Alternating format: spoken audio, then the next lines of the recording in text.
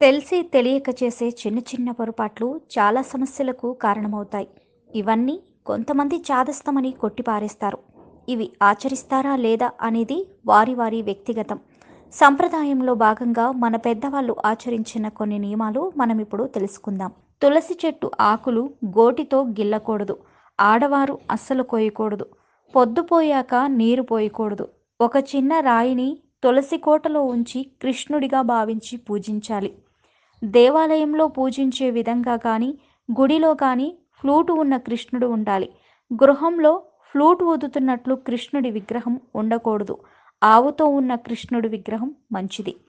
ఇంటికి వచ్చిన సుమంగలికి కుంకుమ బొట్టు పెట్టి పంపాలి. రాత్రిపూట గాజులు తాళి పక్కన తీసి పెట్టకూడదు. తాలిబొట్టులో దేవతా విగ్రహాలు డాలర్స్ వేసుకోకూడదు. పిన్నీసులు వేయకూడదు. దేవుడికి వాడిన పసుపు మంగళసూత్రంకి పెట్టాలి. అపశకునాలు మాట్లాడకూడదు. తదాస్తు దేవతలు మన భుజాలపైనే ఉంటారు. వారానికి ఒక్కసారైనా ఇల్లు తుడిచే నీటిలో ఉప్పు వేయాలి. డబ్బు నగలు పెట్టే బీరువాకు అద్దం ఉండకూడదు. అందులో ముఖం చూసుకోవడం తల దువ్వడం లాంటివి చేస్తే డబ్బు అస్సలు నిలవదు. దీపం పెట్టిన కుంది కింద పళ్ళెంలో నీరు పోసి పసుపు కొద్దిగా వేసి దీపం పెడితే కరువు లేకుండా ఉంటుంది. విడిచిన బట్టలు కాలితో తొక్కకూడదు. స్నానం చేసి తుడుచుకున్న టవల్ ఇంటి తలుపు పైన వేయకూడదు.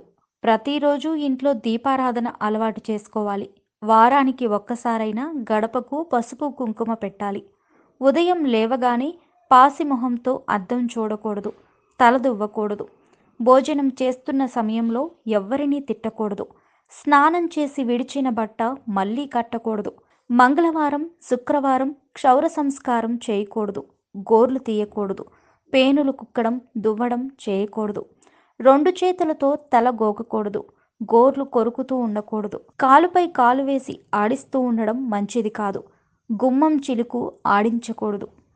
తినేటప్పుడు తుమ్మితే చేయి కడిగి మళ్ళీ తినాలి. వెండి వస్తువులు బహుమతులుగా ఇవ్వకూడదు. ఇంటి గుమ్మం ముందు చెప్పులు వదలకూడదు. కొంచెం దూరంగా వదలాలి. ఇంట్లో మైలు ఉన్న స్త్రీలు వారు తాగే నీరు తిని మిగిలినవి ఎవరికీ పెట్టకూడదు. ముఖ్యంగా భర్తకు ఎంగిలి చేసినవి ఆ సమయంలో అస్సలు పెట్టకూడదు. మైల నియమం పాటించాలి. ఎవరికైనా అప్పుగా ఇచ్చిన డబ్బు కానీ ఏ రోజు ఆ రోజు వ్యాపారంలో వచ్చే ధనం కానీ నేరుగా డబ్బులు దాచే బీరువాలో పెట్టకూడదు. ముందు ఉప్పు డబ్బాలో పెట్టి తర్వాత బీరువాలో పెట్టాలి. జీతం రాగానే ఆ డబ్బుతో ముందు శుక్రవారం నాడు ఉప్పు కొనాలి. అప్పుడు ధనం ఇంట్లో నిలుస్తుంది. రాహుకాలంలో స్నానం భోజనం మైథునం చేయకూడదు. ఇంట్లో నిమ్మకాయ దీపం పెట్టకూడదు. ఇది దేవాలయంలో మాత్రమే పెట్టాలి. గృహస్థులు ఏకవస్త్రంతో పూజ చేయకూడదు. ఇవన్నీ పెద్ద కష్టమైనవి కాదు, కానీ మనము పాటించాల్సిన కనీస నియమాలు.